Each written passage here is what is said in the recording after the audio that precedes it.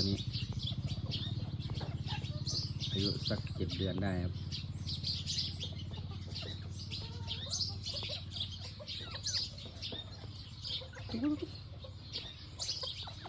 ขาสั้นนะครับ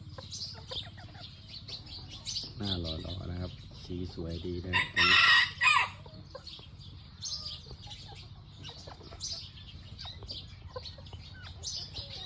สีดำน่าจะมีตัวนี้ตัวเดียวนะครับที่เหลือก็จะแตกออกเป็นสร้อยสีเหลือง